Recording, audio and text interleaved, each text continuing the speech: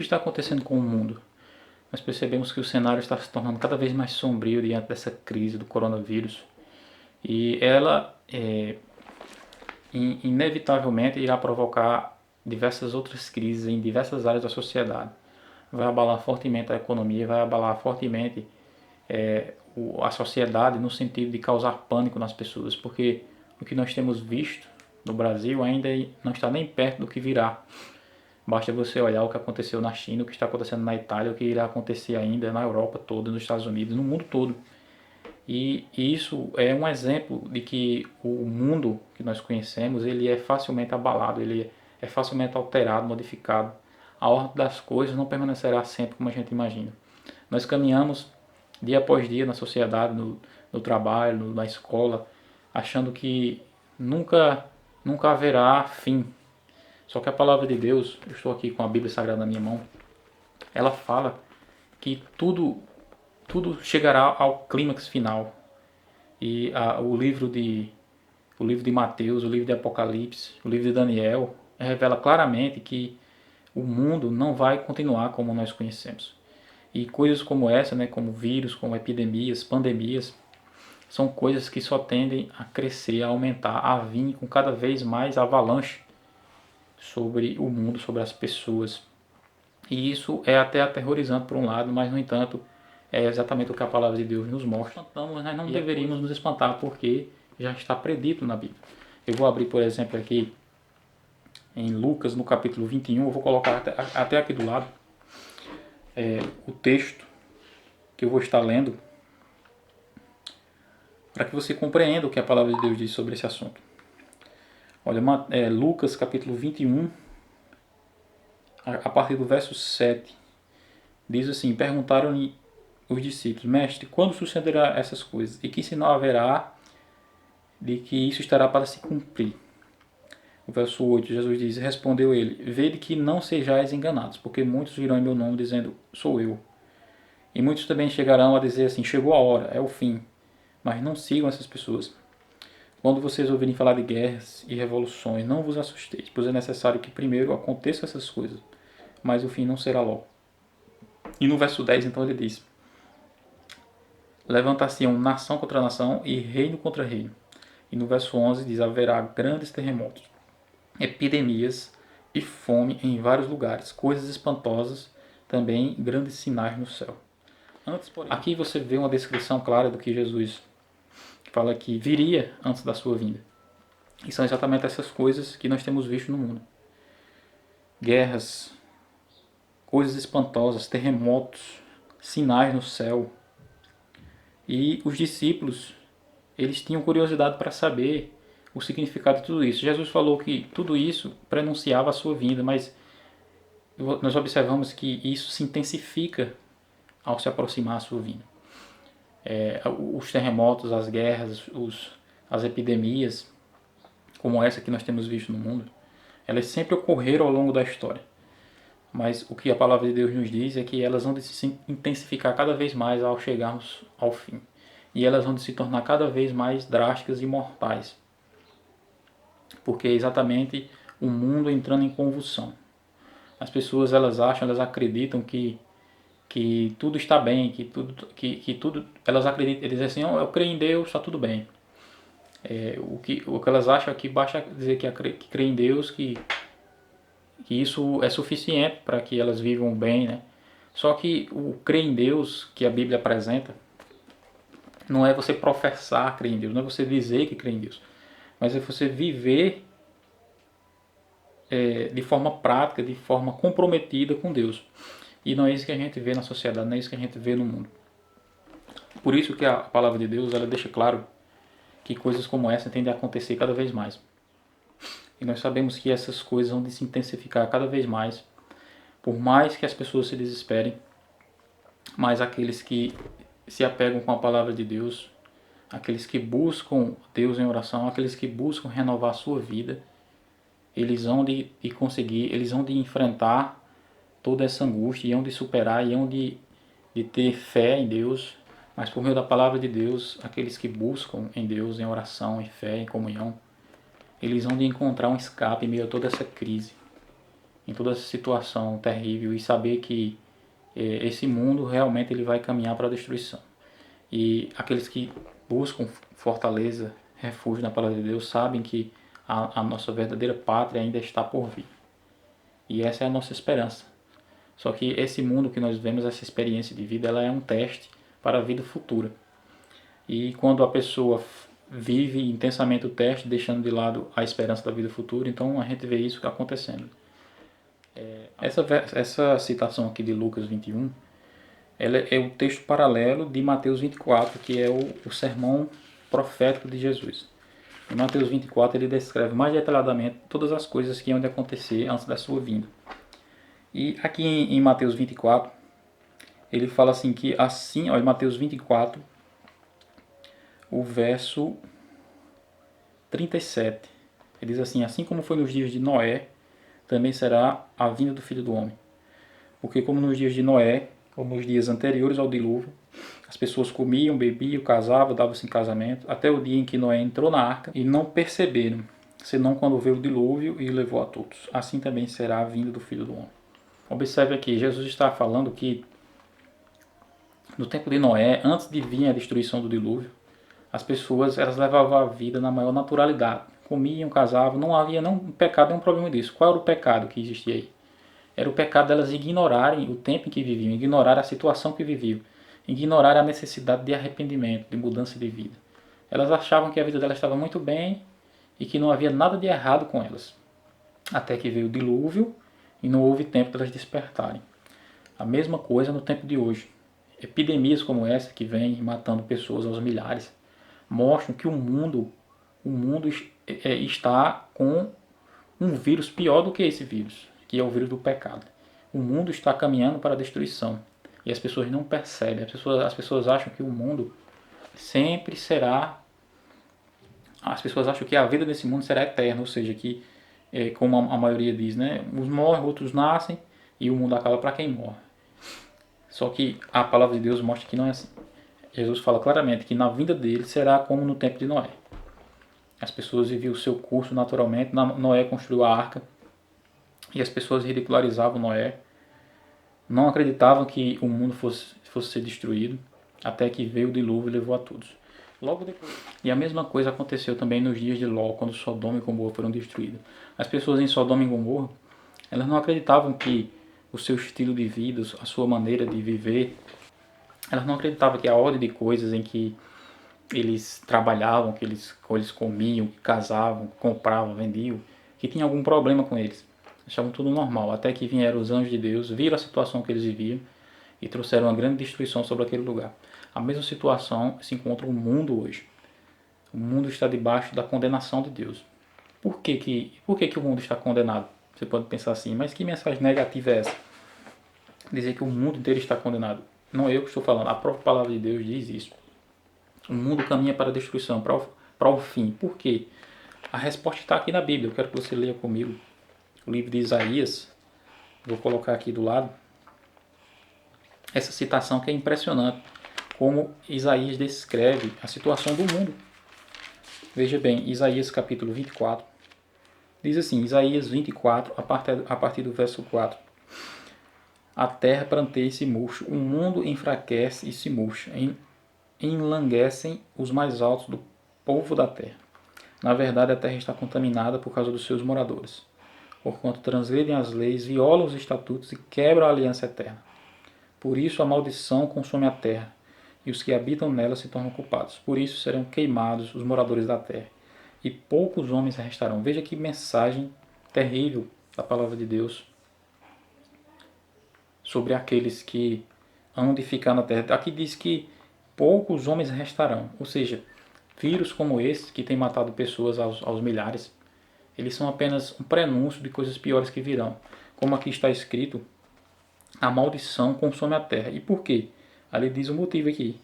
Porque os homens, as pessoas que habitam na terra, transgridem as leis, violam os estatutos e quebram a aliança eterna. Que lei é essa que eles transgridem? Que estatutos são esses? Que aliança é essa? Aí você precisa vir, noutra passagem da Bíblia aqui, no livro de Êxodo, no capítulo 20, aqui está a aliança de Deus com o ser humano. No capítulo 20 de Êxodo, a partir do verso 3, temos aqui os 10 mandamentos de Deus. O primeiro mandamento diz, Êxodo 20, verso 3, diz assim: não terás outros deuses diante de mim. Esse é o primeiro mandamento. O segundo mandamento diz: não farás imagem de escultura, nem coisa semelhante a essas coisas, nem semelhante às coisas que há embaixo na terra, nem nas águas debaixo da terra, nem no céu.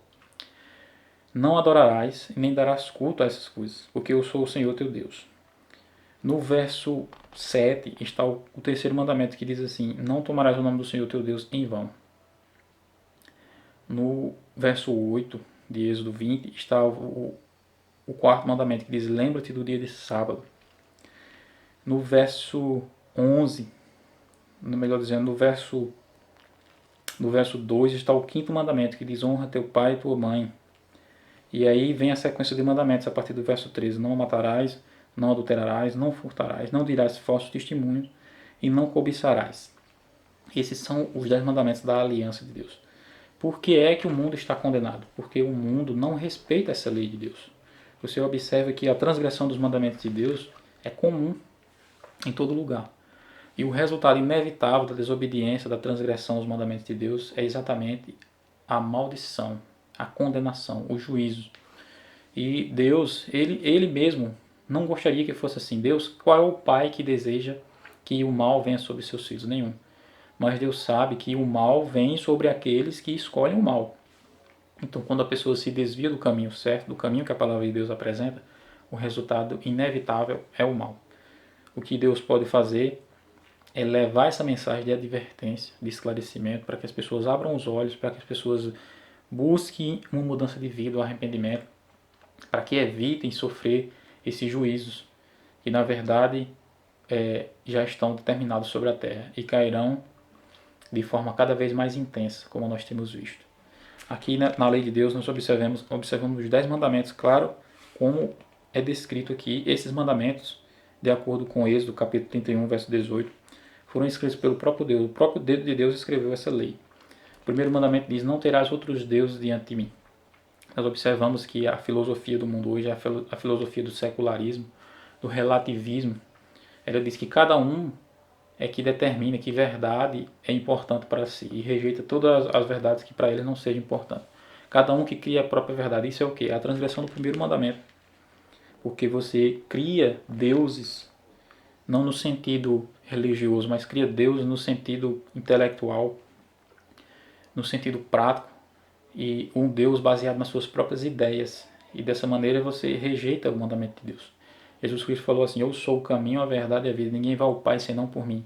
Está escrito em João 14, verso 6.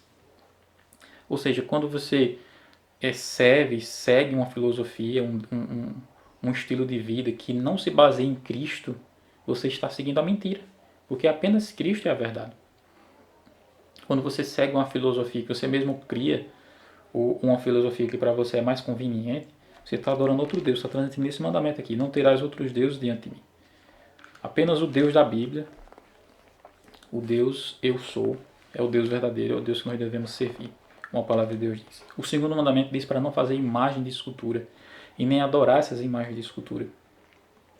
E aqui nós vemos o pecado da idolatria, que é um pecado vastamente difundido na terra em todas as religiões. As pessoas, principalmente as religiões mais populares, as pessoas têm uma carência, uma necessidade grande, parece que elas acham mais fácil se dirigir a ídolos, a imagens, a estátuas, do que falar espiritualmente a Deus. Você vê lá no livro de João, no capítulo 4, Jesus falando com a mulher samaritana, ele diz que Deus procura adoradores que o adorem em espírito e em verdade. Ou seja, a nossa adoração a Deus deve ser baseada no espírito, no coração, na comunhão, na sinceridade. Mas as pessoas querem adorar a Deus da forma pagã, porque a adoração de imagens é a adoração da forma pagã. E muitas pessoas até se ofendem, porque quando a gente fala e critica e condena esse estilo de adoração baseado em ídolos, como se fosse nós que estivéssemos contrariando elas. Quando a gente vai ler a Bíblia, observe aqui, é o segundo mandamento da lei de Deus. O próprio Deus falou isso, que nós não devemos fazer imagens, não devemos adorar imagens de escultura, não devemos fazer ídolos para nós baseado em nada que haja na terra, nem no céu, nem de pessoas, nem de animais, de nada. A nossa adoração deve ser exclusiva a Deus de forma espiritual.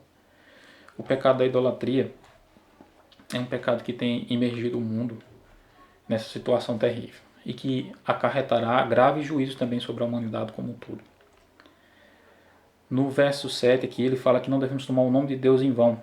Algumas pessoas acreditam que tomar o nome de Deus em vão é apenas falar de forma zombeteira, né, a palavra de Jesus ou o nome de Jesus, ou fazer piada, como é comum a gente encontrar na internet hoje, de comediantes e canais no YouTube promulgando blasfêmias com o nome de Deus. Isso é tomar o nome de Deus em vão, mas só que o sentido mais profundo dessa passagem é quando você diz que crê em Deus, diz que é de Deus, diz que busca Deus, mas vive uma vida diferente daquela que Deus apresenta na sua palavra.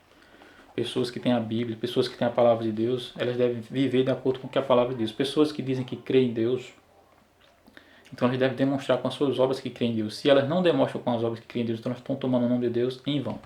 Ela não pode dizer que crê em Deus se ela transgride esses mandamentos que falam aqui. Se ela adora a imagem, se ela rouba, se ela adultera, se ela furta, se ela mente, se ela cobiça. Então isso é tomar o nome de Deus em vão também. Existem os dois tipos de ateus, né? Que o ateu é aquele que diz que o primeiro tipo de ateu é aquele que diz que Deus não existe. Me prove que Deus não existe, ele diz isso, né? E existe o segundo tipo de ateu, que é o mais comum que a gente encontra por aí, que são pessoas que dizem que Deus existe, mas que vivem como se ele não existisse. Isso é um tipo de ateísmo também. Pessoas que não estão preocupadas com o amanhã, não estão preocupadas com o fim. Para elas querem mais é que o fim nunca venha, porque elas querem continuar a vida de pecado que sempre viveram. Aqui no livro de Êxodo, o outro mandamento que fala do sábado, o verso 8, Êxodo 20, verso 8, lembra-te do dia de sábado. Esse tem sido um dos mandamentos mais atacados em nossos dias. E é exatamente esse um dos motivos pelos quais também o mundo há de entrar em condenação diante de Deus, diante do resultado que ele há de colher. O mandamento do sábado, algumas pessoas pensam que foram inventados pelos adventistas. Pensam que o sábado foi inventado pelos judeus. Só que quando você vai ler a Bíblia inteira, do começo ao fim, fala que o dia de Deus é o sábado. O dia especial criado por Deus é o sábado. No livro de Êxodo, no capítulo 2, ali é dito que Deus criou o sábado no 7º dia da criação. E ele deu o sábado como um presente para Adão e Eva. Deus fez 3 coisas com o sábado. Ele abençoou, santificou e descansou. E deu esse presente para Adão. Ou seja, o sábado na Bíblia, ele sempre é apresentado num contexto positivo. No Novo Testamento, quando Jesus começa a debater com os fariseus acerca do sábado, você observa que os fariseus, eles fizeram do sábado um fardo pesado, porque eles passaram a servir ao sábado e não se servir do sábado. É interessante a gente entender o contexto que a Bíblia fala de tudo isso.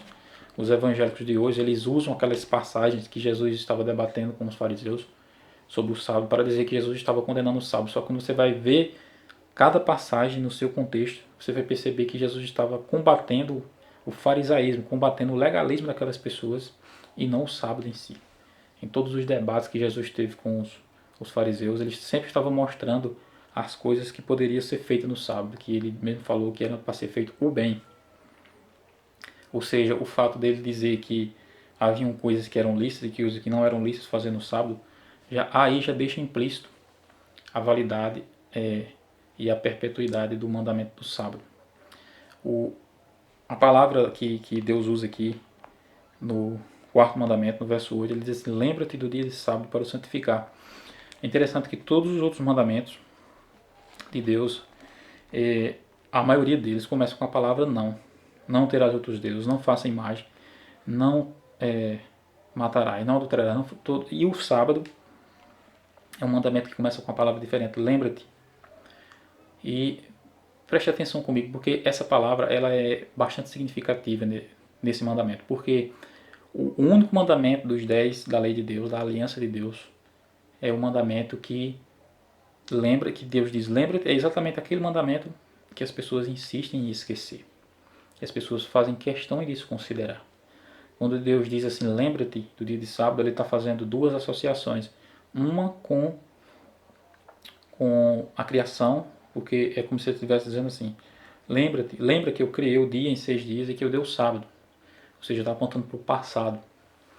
E Deus, na sua presciência também, faz uma segunda aplicação desse termo, lembra-te, porque ele sabe que no futuro as pessoas tenderiam a esquecer também.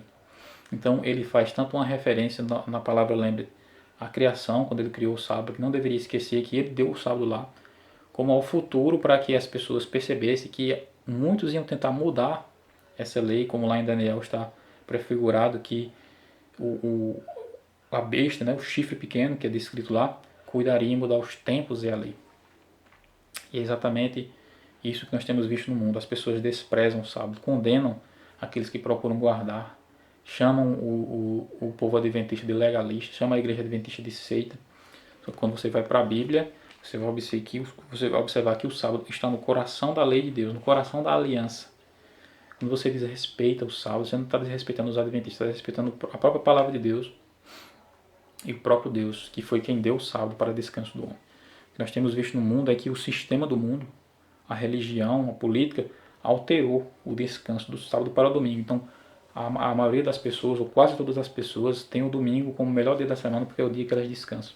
Mas isso foi uma alteração que foi feita ao longo da história, exatamente para que o sábado de Deus fosse desprezado, fosse esquecido. Se isso que as pessoas fazem com o domingo, né, tirasse o sábado para descanso, então não haveria toda essa metodologia que as igrejas usam hoje, atacando o sábado como um fardo, como se fosse um legalismo, porque você observa que o mandamento do sábado é um descanso. Então, se você descansa, como é que você pode estar levando um fardo? As pessoas têm uma compreensão limitada das coisas. Elas associam a visão dos fariseus à visão judaica e trazem para a realidade de hoje, quando a gente observa que não foi esse o propósito de Deus. Ele criou o sábado exatamente para que fosse um deleite, um descanso, um dia de bênção, de paz, de santificação para a nossa vida. E é assim que Ele quer que seja, assim que Ele deseja que seja. E por que não é exatamente pela realidade que a gente tem visto, que há de se abater cada vez mais sobre o mundo. A transgressão do sábado, a transgressão do quarto mandamento, é um dos pecados que tem levado o mundo a essa situação. E há de se aprofundar cada vez mais, porque cada vez mais as pessoas procuram esquecer, desconsiderar e ignorar a lei de Deus acerca do sábado. O quinto mandamento aqui fala que devemos honrar os pais. E esse mandamento também tem sido um que é grandemente transgredido hoje no mundo. O sexto, o sétimo e o oitavo mandamento são os mais comuns que nós temos visto a transgressão deles na sociedade. E diz, não matarás, não adulterarás e não furtarás.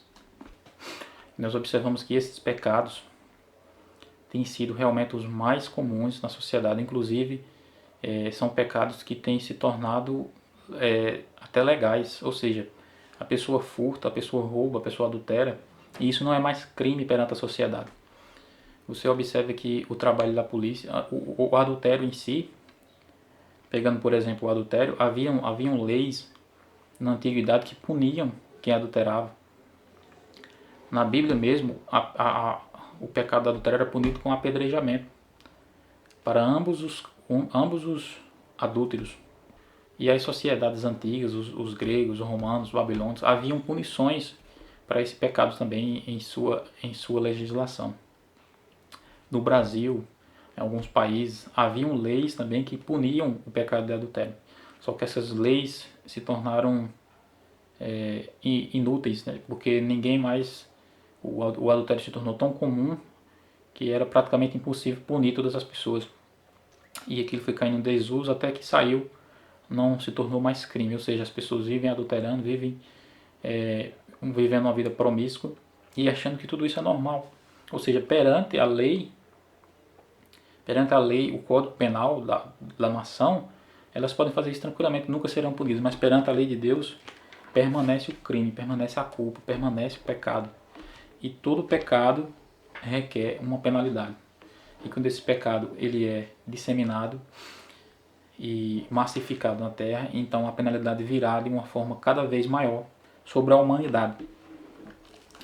Esse pecado do adultério é um pecado que há de acarretar também, e já tem acarretado vários males sobre a sociedade, e é um dos pecados que tem trazido a condenação de Deus sobre o mundo. Eu não estou querendo dizer com isso que toda pessoa que adultera deve ser apedrejada, como a Bíblia prefigurava na época de Moisés.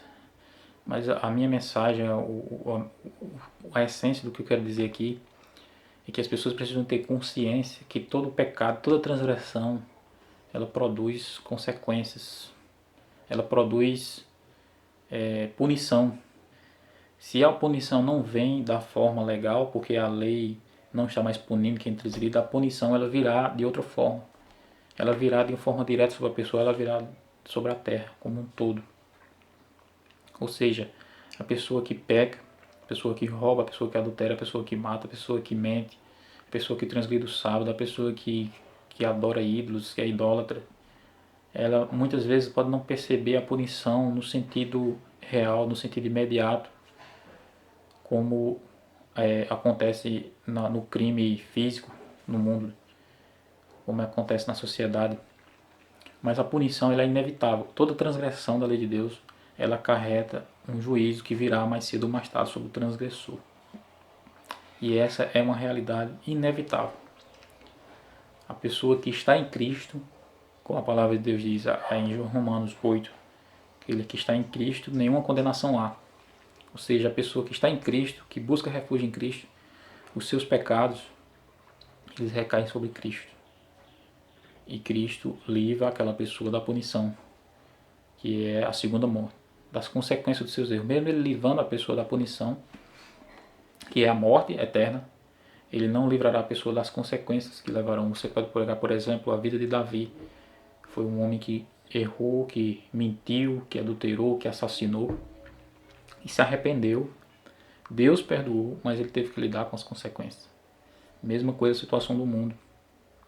As pessoas vivem no pecado, as pessoas vivem na transgressão e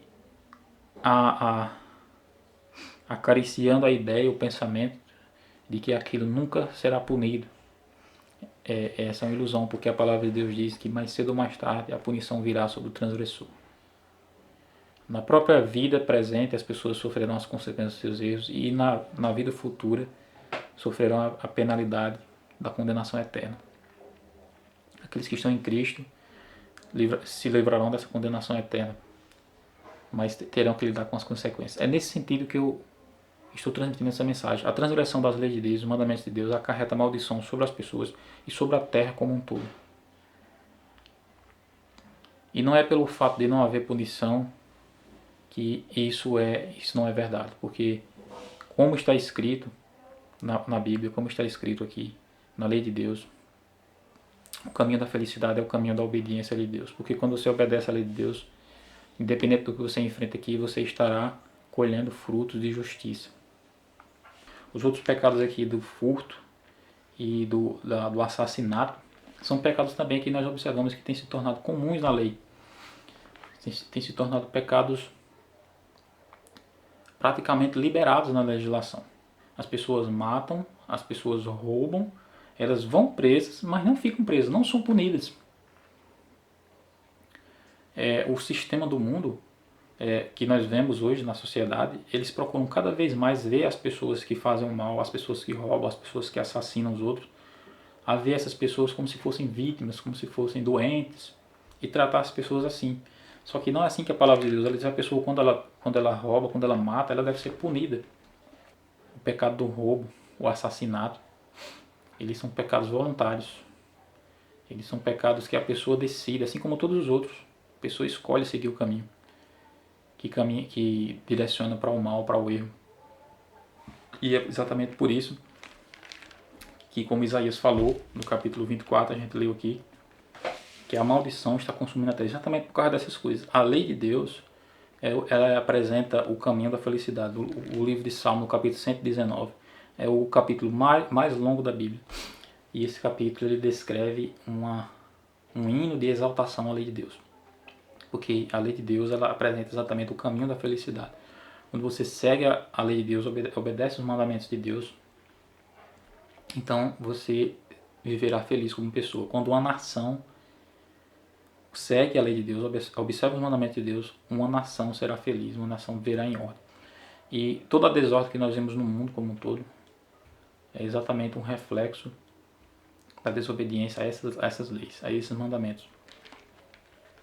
Por último, aqui aparecem os mandamentos do falso testemunho, ou seja, a mentira e a cobiça. São pecados também comuns que têm acarretado juízos e onde atrair cada vez maior condenação sobre a terra.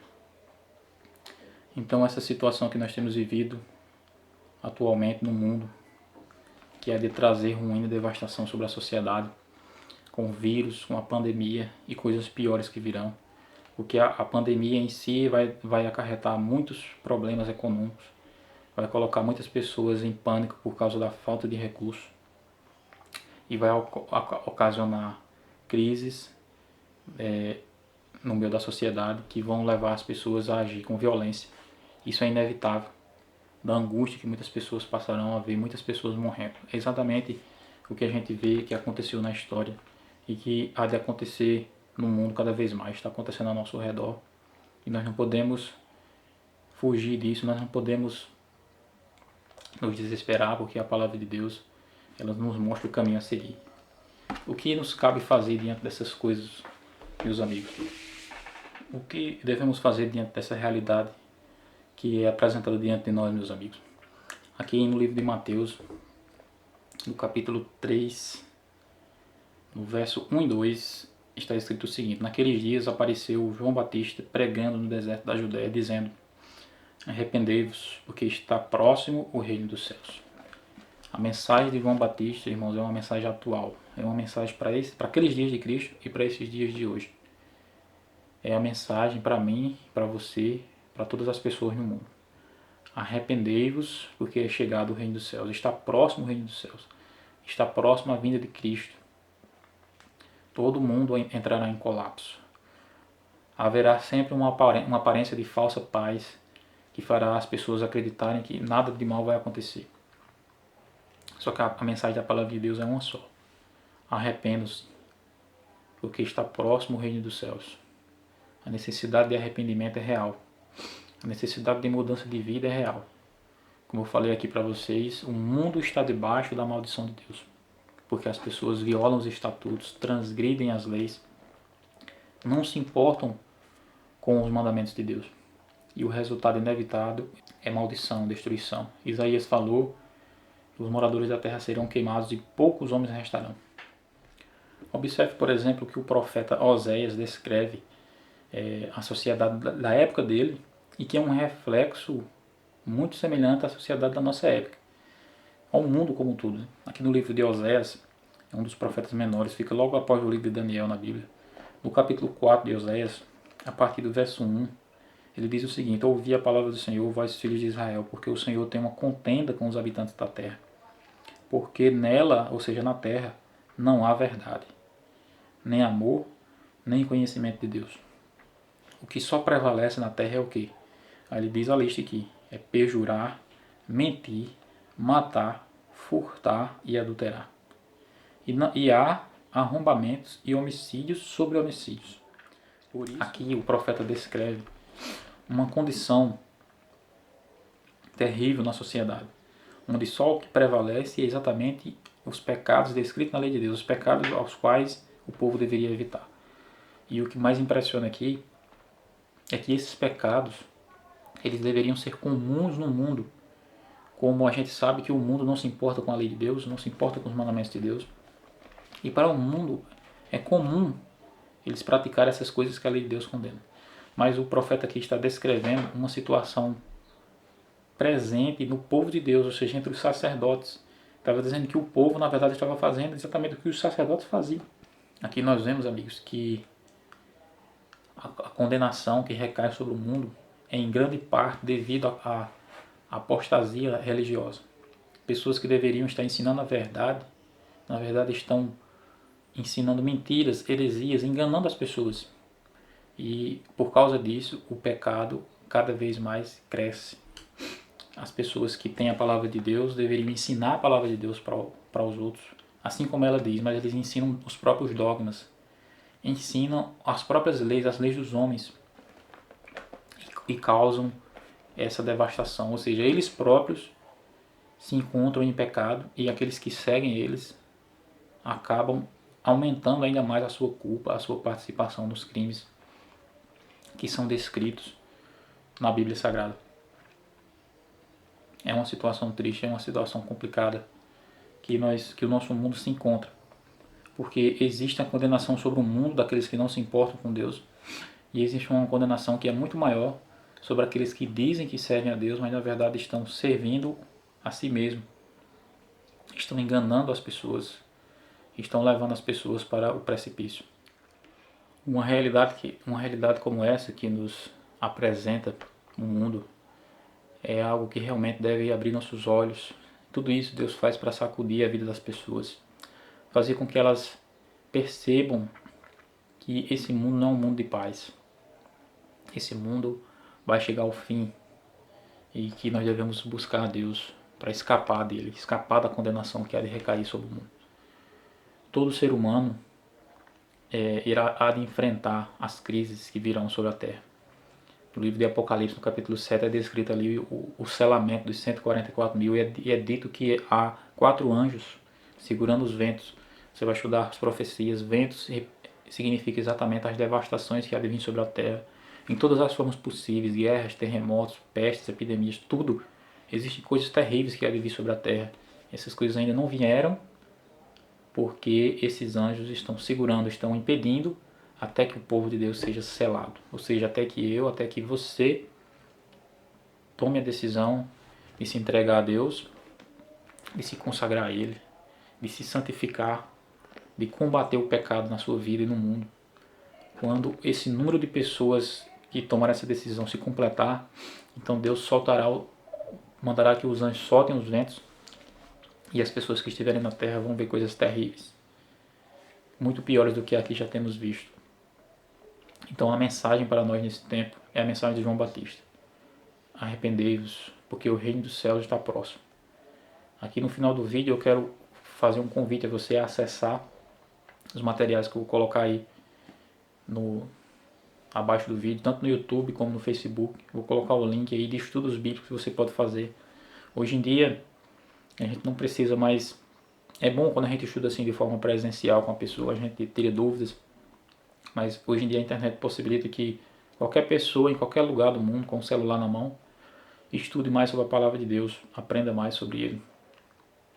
E esses materiais que eu vou colocar aí vão ajudar para que você comece a buscar mais a palavra de Deus, comece a entender mais o que a palavra de Deus tem para advertir-nos nesse tempo, para escaparmos da ira vindoura.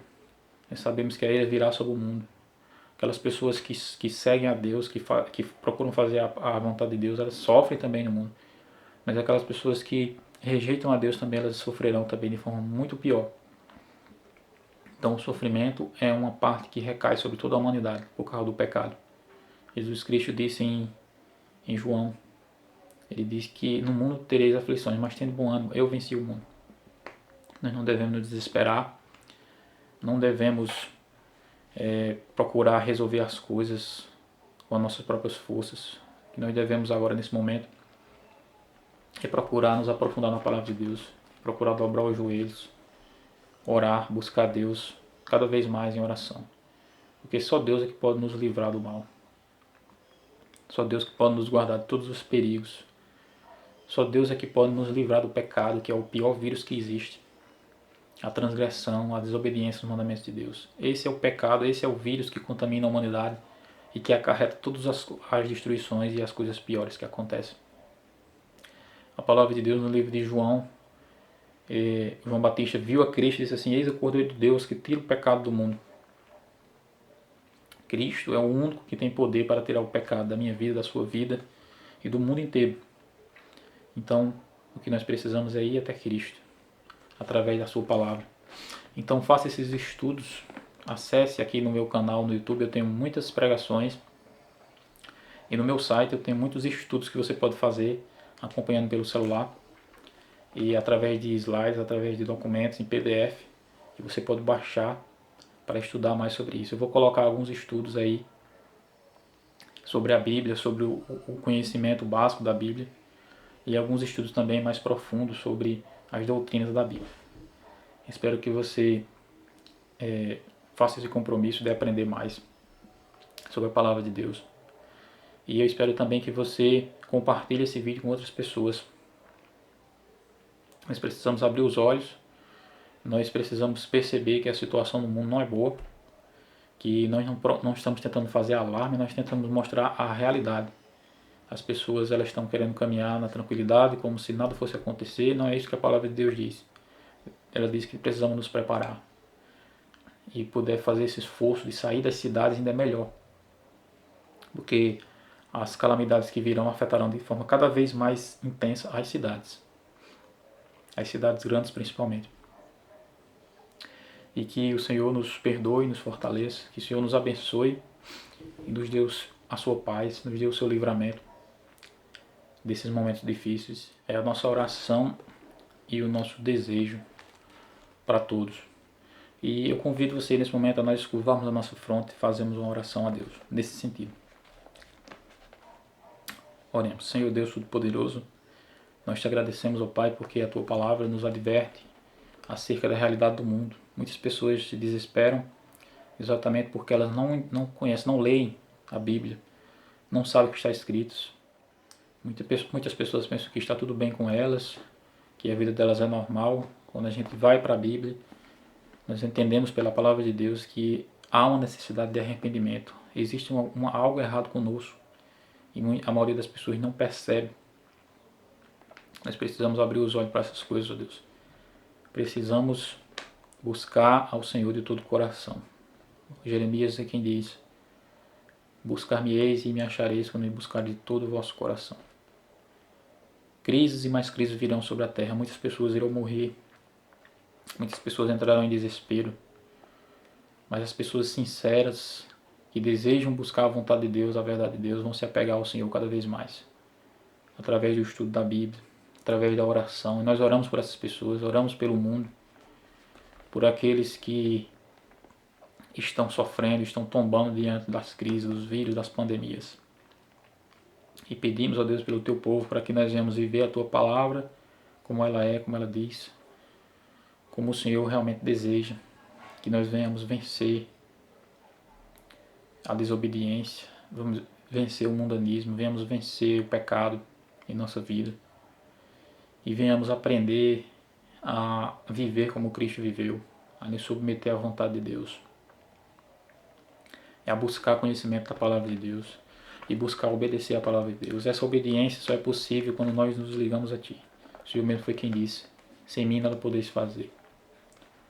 E nós pedimos, ó Pai, que o Teu Espírito Santo esteja habitando em nós, habitando na mente e no coração de cada pessoa que está assistindo esse vídeo, para que ela seja despertada e seja atraída a Ti, para que o Senhor a guarde do mal e de todos os perigos, conduza no caminho da verdade. É o que nós pedimos e agradecemos em Teu nome. Amém.